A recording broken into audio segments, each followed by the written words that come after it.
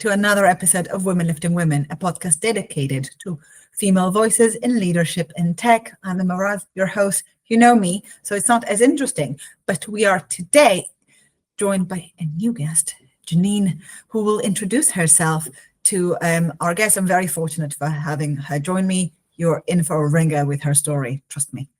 Oh, fantastic. Thank you so much for having me, Emma. My name is Jeanine Wright. I am the CEO of a company called Inception AI. And tell you about myself.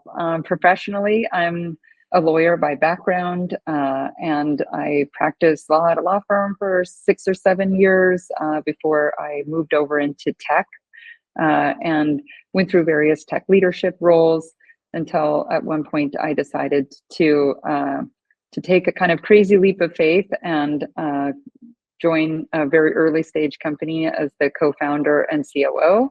That company was in the podcasting space called Simplecast, the podcasting infrastructure company. And we grew that company and ended up selling it to SiriusXM. And then I was an executive at SiriusXM for a while. I was the CFO of their ad tech division and their SVP of podcast strategy until Amazon recruited me over. And then I basically did the same thing for Amazon. I was an exec in their podcasting team, their COO of their company called Wondery, until about 1.5 years ago when I got the bug to build again, when I left and pulled some of the band back together from my old Simplecast team, and we started building again. And just a few months ago, we joined up with the Inception team. So that's, I guess, maybe that kind of the very concise version of my professional journey. Personally, I have 3 kids. We live here in Los Angeles, California. My husband likes to call it our little urban farm. We have chickens and bees and dogs and a bearded dragon, and it's very active, fun, urban, suburban living. So the first time, I think, when we started talking, the chicken were on the alert. I hope the chickens. Oh, yes. The chickens are feeling better now. A raccoon was harassing them, but now, all the girls are feeling good. I'm really glad to hear that. It's one of my dreams, probably, to be surrounded by as many animals as I can. And I keep sending my husband videos. This is so cute. Look. I think I will attempt to create the same thing eventually. For now, I just go visit the farm here in London, and we have a farm near us. And this weekend we were there again, because every time he asked me, on a Sunday or Saturday, so where do you want to go today? And I was like, just raise my eye. Where do you think I want to go? The farm. Yes, the farm. Have fun. Yes, I think both me and the dog like to go to the farm, and me just trails after us and tries to survive. Oh, so fun. Oh, I love it.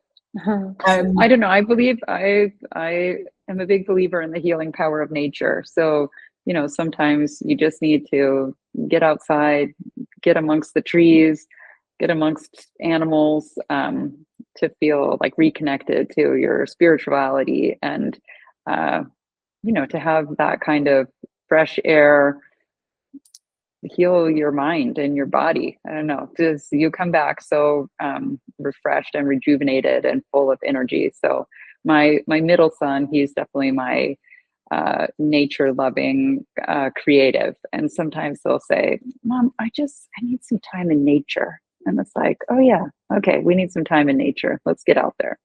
I love that. For me, it's just, I think my go-to, if I'm really overwhelmed or anything, and I told my husband to try to do the same, is I go and I lie on my dog and I listen to her heartbeat or to her breathing. And I just go and like me and Aurora, who is my service dog and been my service dog for for almost 11 years, because she's almost 11. Wow. So I tend to just go and okay, poof, mommy needs you. And this is what my go-to, also because there's very little nature around me. But some parks, we get to go there, but it's harder to access. And so thankfully I still have my little slice of just Aurora breathing, letting me connect, and will just, I think both me and her, when we go for a walk, has the same perspective, which a friend of mine let me know like a while back. It's like, and like I talk about my walking the dog, it's like, oh, I saw a squirrel, and then I saw a bird, and then I saw a sloth, and saw a duck. And it's like, it's probably the same thing Aurora will say about her walk. It's like, Uh-huh. you might be right. This is scary. How fun. Yeah. Special Stardust with relationship. Yeah. yeah, me and the dog are like this, exactly the same perspective about the world. It's fair enough. You mentioned being a lawyer, and I think one of the most inspiring stories you told me, that you literally closed your first major trial as a first chair, and then decided to come to leave the firm, change your life, change everything, and Yeah. decision really inspiring. What do you think was the inflection point that redefined the way that you evaluate success, especially as women in leadership? It's kind of like a very interesting decision. Yeah. Yeah, so I had been at the law firm for, I mean, like I said, maybe 6 or 7 years, and I had this client that really grew to trust me. We grew very close. They were a talent agency, and they were being sued by a former employee, talent agent, in a dispute about commission payments. And I had been very involved with the case from day one. As it kind of worked its way through the legal system, it became clear that the case was going to go to jury trial. And because I had such a close relationship with the client, and I really knew the case so well, so intimately, I, put up my hand and asked for the opportunity to first chair the trial, and thankfully was given that opportunity. And it was exhilarating. It was so much work. And I had my first child when I was at the firm, somewhere in the midst of this process, early on in working with this client.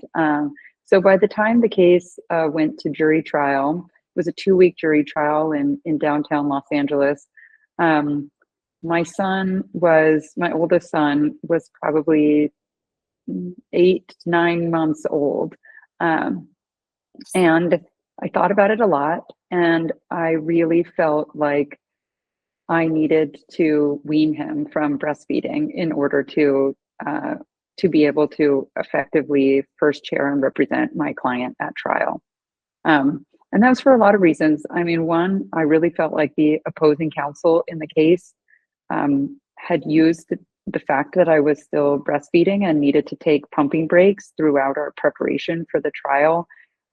She'd really weaponized it against me. She'd used it to make arguments to the judge that they needed more time with witnesses, that she wasn't getting a fair opportunity for jury trial instructions, et cetera, et cetera. And so I felt like I was going to be doing a disservice to my client by breastfeeding through the trial. So I had this experience. We did very well at trial. Thankfully, we won. We knocked it out of the park. I mean, we even got a jury's fees award for the defendant, my client, which is pretty unheard of in the United States, a result like that. And I think, everybody at the law firm thought, that's it. She's going to have the bug, and she's going to be excited, and she's going to want to be partner at the law firm. And I remember one of my mentors at the law firm, a man I'm still very close with today, just a fantastic lawyer and a brilliant ally and friend. He said, Jeanine, making partner at a law firm is like a pie eating contest where the reward is pie for life. So you have to decide, do you like pie? And if you don't like pie, you should probably get out of the contest. And so that led me to do a lot of reflection about, was this the kind of life that I wanted to have? Is this the thing that I was going to be most excited about doing with the rest of my career? And very importantly, did this work well with being a mom and being the kind of mom that I wanted to be? And it felt like, at least at that time, I know many law firms have made a lot of changes since then.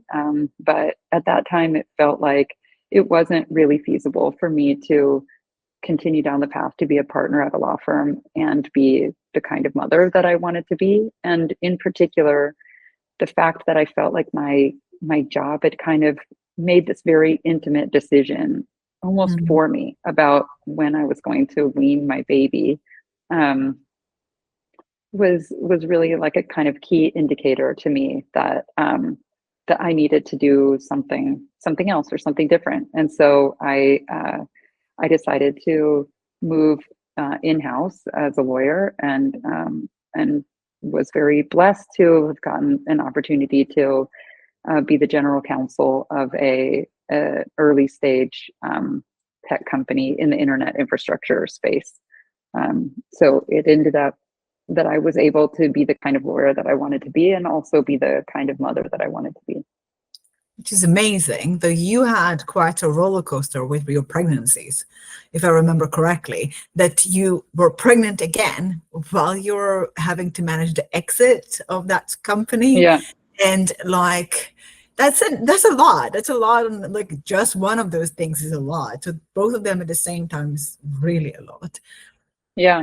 Did you have any Well, tactics to help you advocate for yourself or set boundaries or like, I don't know, decide, even decide for yourself, what can I do? Like, what do I do? Or what can I accept, what I don't accept? Because I think a lot of women struggle with that. Yeah, I think so. I think that's right. I mean, just to be candid, it had taken us a while to get pregnant the first time with our first child, and so we didn't wait for the second, and thought that it was going to take longer than it was going to take. But it ended up that the day that I accepted the job with the new company, going in-house to work at this company called Media Temple, I found out I was pregnant with our second. So that was an interesting conversation to go have with my new boss. Like, hi, you just hired me. I'm the first woman executive the company has ever had. You have no maternity leave or paternity leave policy. But here I am, and we're gonna have to figure it out together. I think a couple of things. I mean, one, I knew I was joining an organization with very valued, well-meaning people. And I think when you work with good people, they will partner with you to help make anything work, make any accommodation work. People who themselves, have families and who value work-life balance and like supporting the whole employee. I think, you find those kinds of people, and then together you can make anything happen. What I will say, and I give this advice to other women a lot, is to avoid kind of coming to your management team or your company with a problem without a proposed solution. Mhm. So for example, like, instead of coming to say like, I'm pregnant and we don't have any maternity leave policy, what are we going to do about it? You come to the table with, hi, this is the first time that you've had an employee here who's been pregnant. Can I take the lead in putting together a proposal for what our maternity leave policy should look like? And how about we put together, we now have a number of women who are in senior management, and wouldn't it be great for us to put together a small committee or meeting where we have a conversation with them about what their expectations are with respect to a maternity leave policy, right? And then I think when you come demonstrating proactivity and leadership, you're much more likely to get buy-in than putting a task on somebody else's plate that they need to figure out how to navigate for you, right? And usually when you're involved in the solution making process, it's so much more likely that it's going to be something that really works for you than something that's like imposed upon you. So I invite people to be very solutions oriented and working with their management team or their company and trying to figure out what would be the best thing that would work for them. I mean, that's a really good advice, I think, in general. I'm just trying to think, okay, if something is missing in the company and you're passionate about it, you can go and do it. Like, you can go and build it. You can go and fill that gap. And obviously, there are circumstances and depends on how open the company is. But a lot of the time, especially with like we're all happy when someone volunteers a lot of the time. Like, yes, go take it. One less thing I want to do. And those things that you kind of sheepishly put your hand up for, those are often the things that you find most rewarding about your work, or the things that challenge you or continue, put you on the edge of your growth mindset so that you can continue to learn. It lets you work with other people that you wouldn't have normally worked with. So it gives you opportunities to find, other allies in your company or mentors. So I would invite people to find opportunities to kind of stick your hand up for things that are outside of your comfort zone or outside of what you have done before, or just a problem that the company has that's a need that needs to be solved. Just, take it on and do it. And yeah. I mean, the outside of your comfort zone, I think we all should do. I'm a big believer that we should also all try to learn something, especially if it's outside of our comfort zone, once in on a regular, semi-regular basis, because it's that uncomfortable feeling that really helps us grow. Even though I do volunteer to do things I really love as well. Like I'm so bad. Like, I mean, I say that, but I keep volunteering to do research because it's my love. And I keep taking on, like, I'll do the research, sure. Which I just enjoy doing. So that's not a good example, but also things that I'm not necessarily comfortable, or I'm doing for the first time, or I have to hack and figure it out, mostly so I can feel that uncomfortable and challenge myself to learn something new, because I find that if I am able to crack it, what I get is much bigger than just that one thing. It's that ability to learn, which is what really keeps improving and growing, and then you can do anything. Like, you can pick up almost anything. I like that a lot. And I would say that, I mean, and maybe this is stereotypical, but I think that women are more likely to volunteer for the things that they know that they're already good at. Where I think that more likely you'll see men who volunteer for things that that maybe is totally outside of their area of expertise or comfort zone. And so I guess I would just invite women in particular to consider, sticking your hand up for even things that are way outside of what you think that you can do, that you know how to do, and just, try something totally different and new. I mean, I think you'll surprise yourself at how great you are at it, but also like the joy that comes from, getting through something, uncomfortable and different and out of the ordinary. And then when you get on the other side of it, gosh, that the buzz that you feel from the sense of accomplishment and having done it. I agree. I mean, I think it just is connected to the bias of women feel like they need to know, like even applying for a job, if they know they need to be like 90% qualified, when research shows that men feel like they need to be 50% qualified to whatever is written. I really worked on that, and I can say that I am mostly, I think, on the side of sometimes go a bit bolder. Not like it's always a balance, but I've seen also, like when you do mentor, like I've seen like women that will just, but there's this small percentage that I'm not perfect at. I was like, or even my team, it's like, but I don't know it 100%. I was like, nobody knows it 100%. You know enough. Yeah. Go experience. And it's okay. You can still be confident, even if you don't know everything there is to know. Like you haven't written a PhD. It's funny because this kind of plagues women through every level of leadership. This last year, I've started serving on a number of corporate boards, and very few women here in the United States. The numbers are not great for the number of women who are on public and private company corporate boards. And so I kind of went on this journey of exploration of talking to all of these different people that I know who are on boards, or trying to get on boards, to kind of figure out what I needed to do to best position myself to get on boards, and what advice people had for me. And then now that I am serving on a number of boards, I'm having all these conversations with people who are interested in getting on boards. And I found it so interesting that I would say the overwhelming majority of women who talk to me about wanting to be on boards, they start the conversation with something like, well, I think that the boards that I would be best qualified for are, and then they kind of lean into the areas of the greatest strengths from their professional experience. I'm an HR leader, so I think I would be great for, a board that's really looking for a compensation committee member in these kinds of sectors, right? Hmm. But the overwhelming majority of the men that I talk to, the conversation starts something like this. Well, I think I could add value to any board. you know, any board would be lucky to have me, right?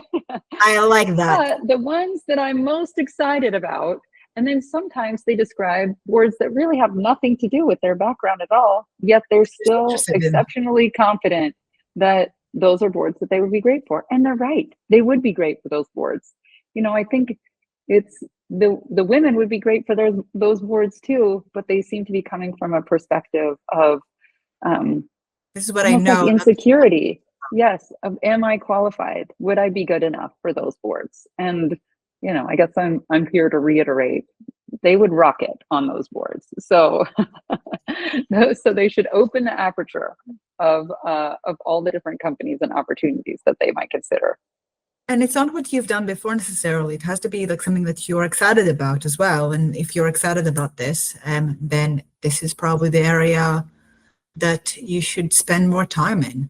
And Exactly. someone who has to report into boards. Sometimes people don't come from the industry and it's your job, like it's fine. You hear their expertise in other areas and you learn from them and you distill it to what is relevant for you. And it's okay that we all come from different experiences. I say it to my CEO all the time. I really value ability to learn, and when I hire more than anything else. And this is where we have like, and I'm like, I don't necessarily care how, like, if they even have less experience in this field, I care more about their ability to learn and pick up things than anything else. Because what I see is industry changes constantly, things evolve constantly. We work in a startup, we evolve constantly. Like the people that I found to be the most successful that I've worked with that were like really knocking it out of the park, that really were powerhouse, had the ability to pick up things and go into new areas and learn and evolve. And that's super important. Especially in the age of AI. I mean, this is the fastest evolving technology that the world has ever seen. And so finding those people who are really going to be able to embrace learning new things and be comfortable with change and with fast iteration and with autonomy, I think you're exactly right that those are going to be the critical skills for success in the jobs of the future. Completely agree. I think my husband is a film director. I think I mentioned it, and he's going through the AI journey right now himself. Mm-hmm. So the only thing we've been speaking about the last couple of I think a weekend like that. He's been going, so he released his first mini film playing with AI. Obviously video AI is where like we are seeing some, like there needs to be a lot, like there's a lot of work. I've played it within myself. I think that he's like, his mind is kind of blown. He's going through that journey right now. Mm-hmm. And it's really interesting for me to see it from the sideline, working with him. And of course, also there's a lot of things that the AI is changing. This is just one element of it. It's just fascinating. But you talked about, like, we're talking about like that confidence, building credibility. You had so many different roles and now you're on a lot of boards and you're launching a new company. How do you think that you manage to build credibility with each of these big leaps that you've made? And what advice would you potentially give to women who are trying to switch and build credibility and have others to also have faith in themselves, starting with them believing in themselves, I think, but additional to that? Yeah. Well, I've always said too, I mean, one of the most important things that you can do for your career is to partner with the right person, because if you have somebody at home who is really, believing in you, supporting you, is thinking about how they can best uplift you as you go through every opportunity of growth and additional risk in your career, I think that that's critically important. I also, multiple times in my career, I've worked with an executive coach. And every time that I have worked with that executive coach, I have found it to be a period of exponential growth for me. So when the first opportunity that I had to work with an executive coach, I had previously been, as I said, a lawyer by background. So I was the chief legal officer at a company called Zest AI. And they were looking for somebody to run one of their business lines while the rest of the company focused on a major pivot they were taking the rest of the company in a different direction. But this business line was the business that was paying the bills. And I stuck my hand up and I said, I would like to run this business line. And they said, well, you don't have any P&L experience. You've never led a product team. You've never led a marketing team. Like and I said, I think that I can do it. And I had really demonstrated my capabilities in my current role. And the CEO and COO at the time came to me and they said, all right, we'll do it. But, even professional athletes have coaches, and we would like to get you an executive coach to support you through this transition. And what a beautiful gift that was, because then I was able to move into this new leadership role with somebody there who I knew was people who were bought in on my success, and a coach and support system that I could rely on to, help me through the transition.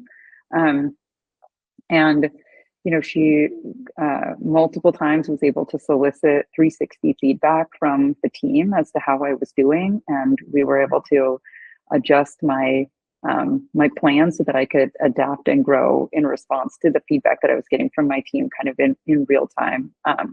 And being able to have that kind of support through that transition was really critical for me. And I look back on it as, one of the most, one of the greatest periods of growth in my career, for sure.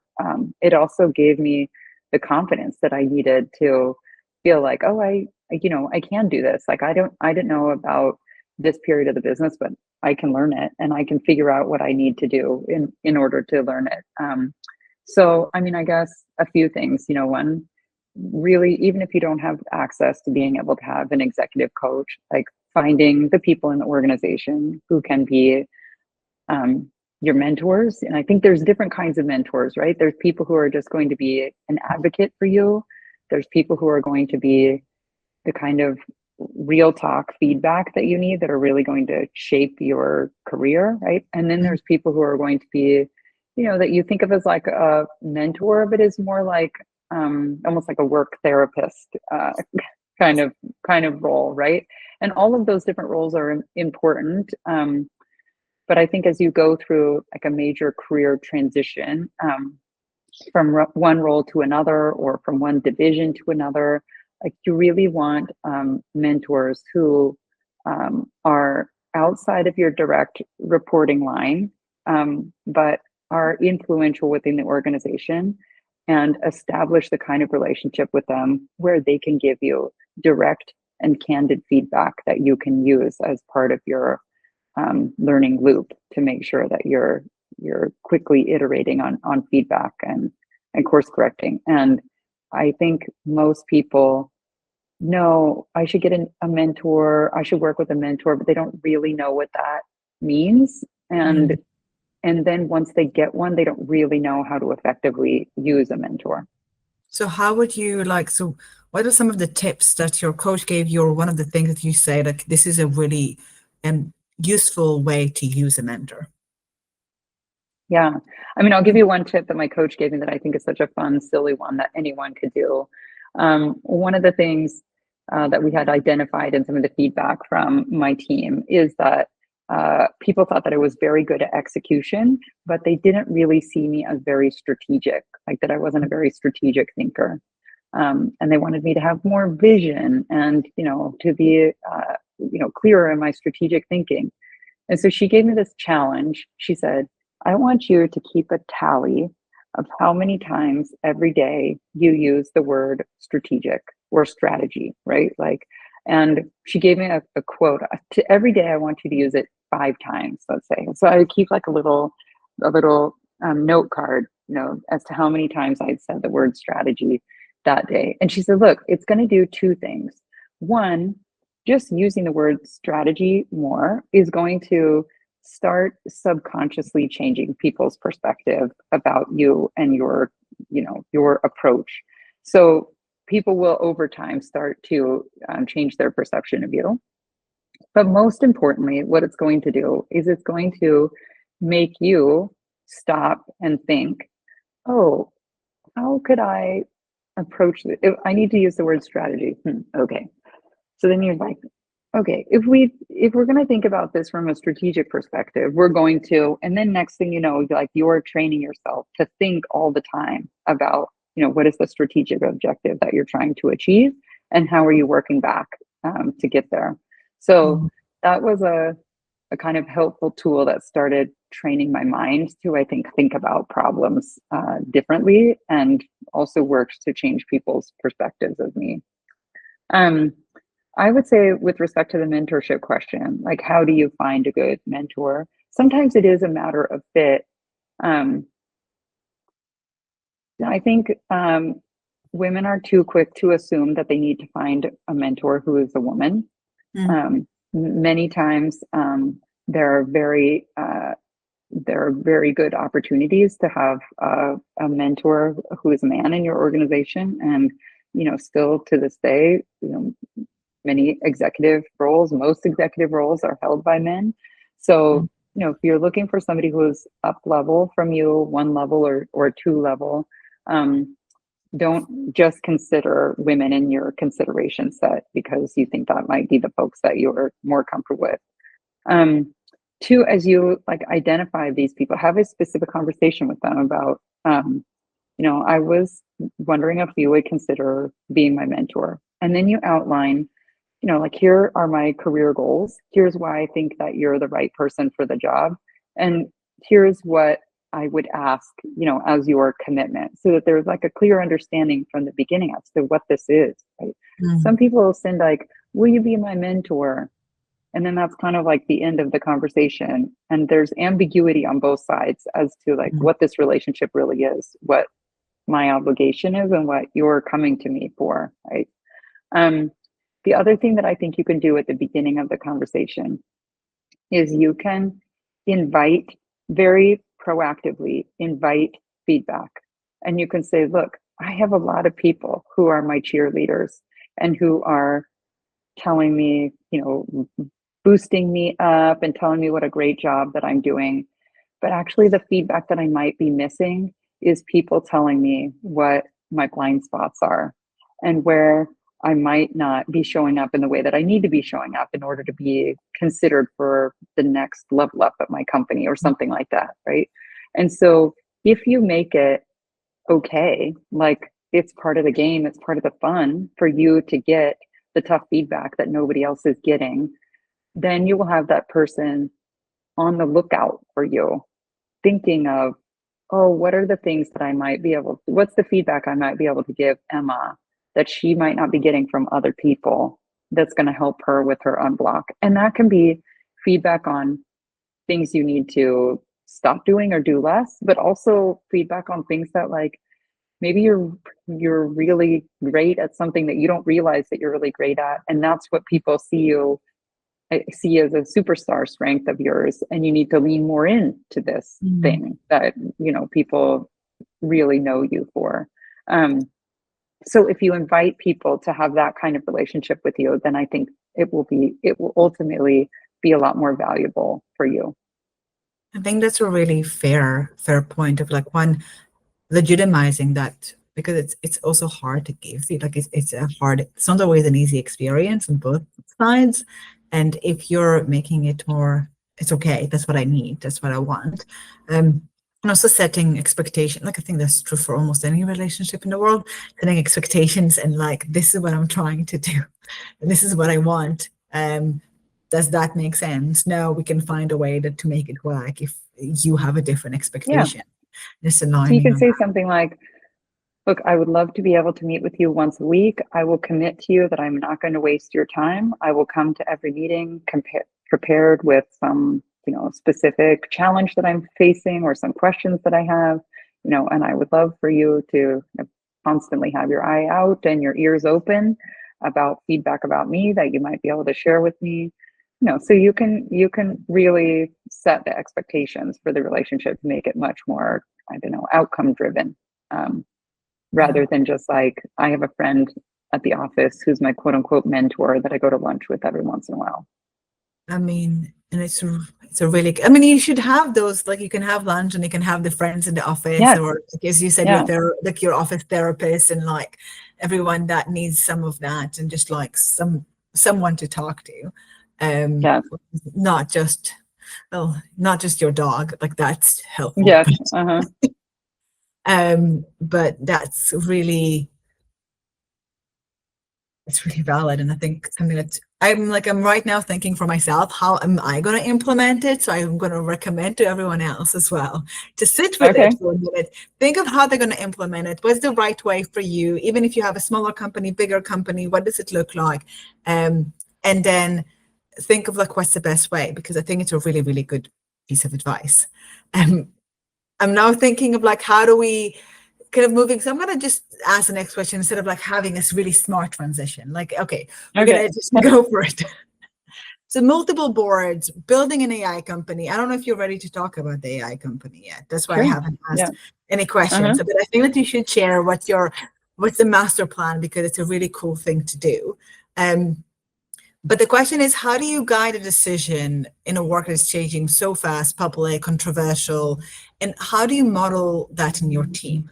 And we talked a bit about what kind of skills you're looking for to hire, or I was looking to hire. What do you think is the best way to model that ability to be so versatile and, I don't know, equipped for change and doing so many right things? Yeah. Well, thank you. Thank you for the compliment. I'm not sure that I've totally mastered it yet, but I do.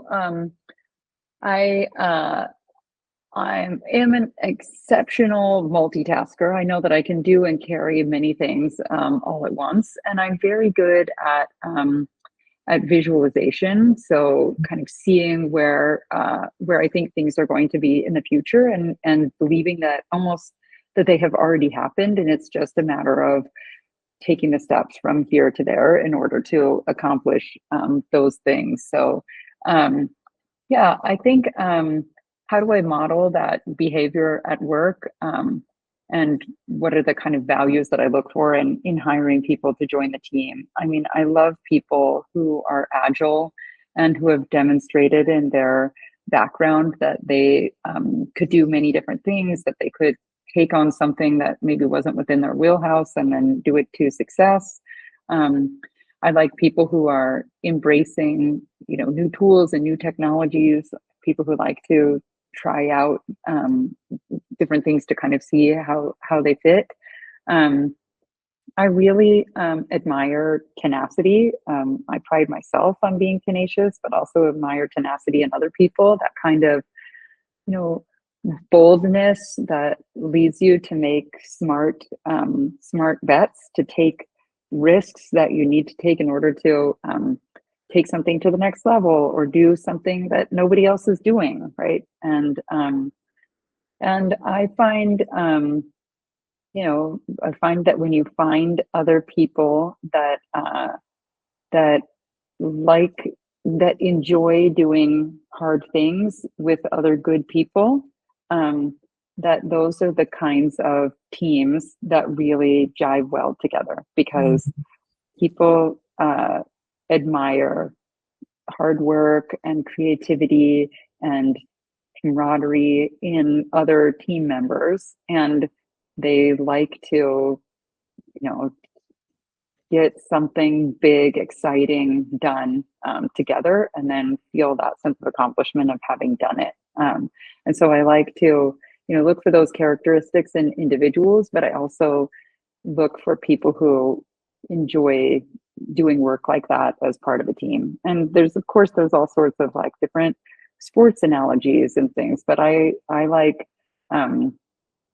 I like the genre of like books and movies and documentaries and things that highlight almost like these crazy impossible things that you didn't think that people were going to be able to do, like the excursion to the South Pole, or a plane goes down in the Amazon and how did they survive? And I mean, I love those kinds of stories where it's like, whoa, this thing was really hard and it seemed like it was totally impossible, but somehow this team of people came together and they did the impossible. I find those stories so inspiring, and I try to find ways to recreate that kind of inspiration and teamwork and sense of accomplishment in the things that we do every day, even when it's not, surviving a plane crash or. I was like, yeah, like, that's a really extreme situation to put people through. Yes. But, that's one way to build a team. Yes, yeah. I did read an article one time about how do they get teams that they send to space together? How do they get them to bond very quickly? And I don't know if they still do it, but for a while they used to like drop them off in the desert and were like, good luck. And they just had to like learn how to survive together. That's what they do to soldiers. I mean, I'm aware of that. Yes. It is a rapid way for teams to really bond together, is to do hard things together. And my company now, we came out of stealth about 2 weeks ago. We had an exclusive in the Hollywood Reporter, which was fantastic. But it caused certainly like a bit of controversy and a broad conversation around AI and what we want the future of AI to be. In my company, we build AI generated personalities and the AI content that powers them. So we're building the next generation of influencers. We say that we're going to build the next Oprah, the next Alex Cooper, the next Mr. Beast. So we're launching them. They have podcasts. They are on social media, and we monetize them the same way that influencers monetize today in the creator economy. So yeah, a lot of people had a lot of questions and concerns around what does this mean for people's jobs, and is this good for humanity to be kind of blurring the line between what is real and what is not real, and is what you're making AI slop? Can you really consider this art? Does it have any value to it, right? And all of these are really good, interesting conversations that we want to engage in. But the last couple of weeks have been hard. A lot of people are really angry. There was a lot of hate and vitriol that was thrown our way, and a lot of it had very misogynistic tones to it. But I find grit and resiliency in knowing that my team, we are all good, valued people. We are going to build in this space responsibly. We are open to conversation, and we're going to have conversation with the community, and we're going to help decide how we live alongside AI in the future. And so I think, I welcome participating in this conversation. I mean, it's good that you welcome it. I find them sometimes a bit frustrating, personally, because I'm entering the conversation and they're like, oh, what if the lyrics of the song could be exactly identical? And I was like, that has been the problem for many, many years. There's many, many songs in the world that are very similar, and then we judge that we have a mechanism to enforce it and to judge it. And there's a lot of songs with very similar melody. There's a lot of piece of art. There's a lot of artists that were inspired by other artists, and if it's unique enough piece of work, there's also artists that use different mediums. So can you say that? Making a session a thing it's just a new way of generating things, and if we moved from oil to acrylic to making digital art, I don't know if that really matters, because there is art, it's subjective to begin with, so if the viewer believes it's art, is it not? So that's where I kind of sit with that spectrum, and I'm like, well, for me, machine learning or any learning by AI is the same as going to school. You learn from the masters, you learn from the public information, you learn, and then you hopefully generate something which is unique, and you don't plagiarize existing pieces of work. But that's a problem that we have with humans as well. Same with quality control. So AI hallucination, human make mistake, same thing, just control this QA. Good idea, probably. Um, so those are where I sit, and I go to a lot of conversation because I also work for an AI company, and I use a lot of AI. And I'm also, my husband and me as well, are mostly kind of in the creative industry, which is somewhat impacted by AI. And we have these conversations. And my best advice to someone, if you're not using AI, go start. Because this will, I know if well, it's anyone, certainly the most powerful creative tool the world has ever seen. And so I think if you want to participate as a creator of the future, like, you very much at least need to know how to use these tools. not just creative, like logic, like No. tech. Oh yeah. It's in every single aspect, and I think it will impact almost every single job. And I say almost because I can be wrong, so I leave some room for doubt. It's not saying everything. Yeah. I think everything will be impacted to some degree or another. And we were all going through these shifts multiple times. It's okay. It's scary. Change is scary. I get it. But it doesn't mean that we can afford to be, I don't know, to slow down or to afford as individuals. So I force my team to use it daily. And I was like, in every task that I asked, what have you used to solve this? Have you not used it? How long did it take you? Why? And then, like, how would you go about doing it faster if you could use AI tools? What would you do? And just mimic that. Okay, go do it. See how much time, like, less time it takes you. Super interesting. And then talk to me again, and we'll see. I love how it. it And my tip for my husband as well was watch anime. It will tell you the future, because I do believe that anime shows you what technology will look like in the future. It just is that revolutionary. Now he asked me to show him anime because he was so freaked out. He was like, I need to see what this looks like. Oh, that's funny. Yeah. But we're ending up. Last question, my favorite question: superpower. So you mentioned a lot of strength, and had an incredible, have an incredible career. What do you think is your personal superpower, and how did you shape the way that you became a leader and kind of shaped your career? What would I say is my personal superpower? I mean, I always jokingly say that my superpower is that I don't get car sick, so I work very well in the car.